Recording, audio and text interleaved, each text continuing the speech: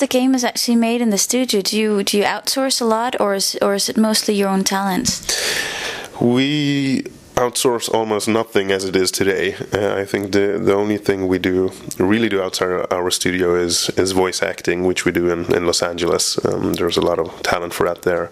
We do our own high-res cinematics, we do all our own art, we do all programming, all game design, everything we do in-house. Since about a year ago, we started to talking about, okay, what can we outsource, exactly how to do it, and it is definitely something we're looking for to do into the future, but right now we're not doing it. 1989, right? And the Cold War didn't end. The Soviet Union refused to, go into collapse. So, and they started a fight instead.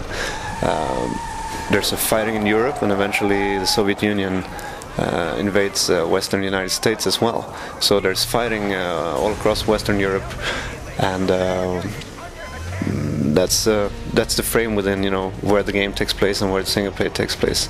So basically we have the classic Cold War, Warsaw Pact, NATO fighting each other. So that's the basis for the game. The previous games done here at Massive, Ground Control 1 and 2, they were sci-fi games, and after 2 sci-fi games, the team sort of felt that, we want to try something else. It was a great setting, but now it was time to move on.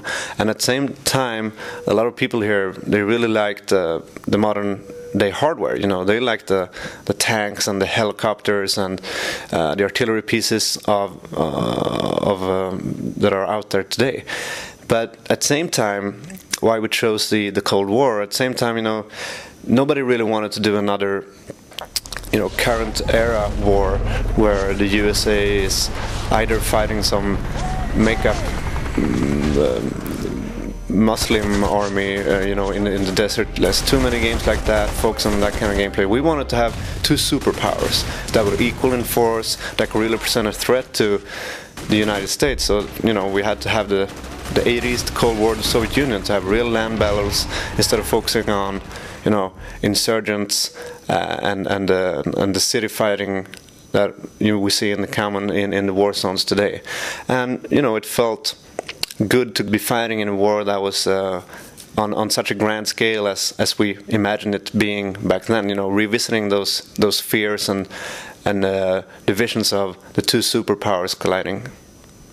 Well, obviously we hope that it's going to sell millions and millions and millions of copies worldwide, but another expectation and hope we have is that it's also going to establish a sort of a sub-genre within the strategy games, within the RTS genre. What we're delivering with World in Conflict is something that is much more accessible and much more team play oriented than other strategy games.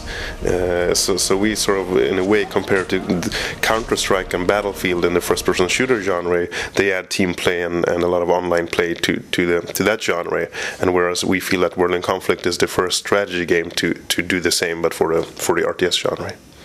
Do you feel that you're actually delivering something that hasn't been seen before? Yeah, I would be lying if I said that I don't. It's we definitely feel that World in Conflict is adding a type of innovation in the team play, in the accessibility that you can join an ongoing game at any time, and that you can pick different roles when playing that we haven't actually seen in any strategy game before. So it's the whole philosophy about jumping into a game and playing sort of for 20 minutes, and then the map changes, and then you play for another 20 minutes and the map changes. All of that we've seen in a lot of other genres, but up until now it hasn't been available in the strategy genre. What's your favorite thing about the game? It's when team play works. Team play when a couple of players cooperate and do the perfect assault, different roles, and you just say, okay, hold back. I'm gonna drop an airstrike here. And just tell the other players, and clear an area, another player moves in, just when cooperation shines, and you win through that. Using we made our own voice over IP solution, which is always running, and the thing is that you can solo players or talk to whatever player you want. So I would say that when you feel that you really cooperated with someone that is on the other side of the world in a multiplayer match, that's the best feeling.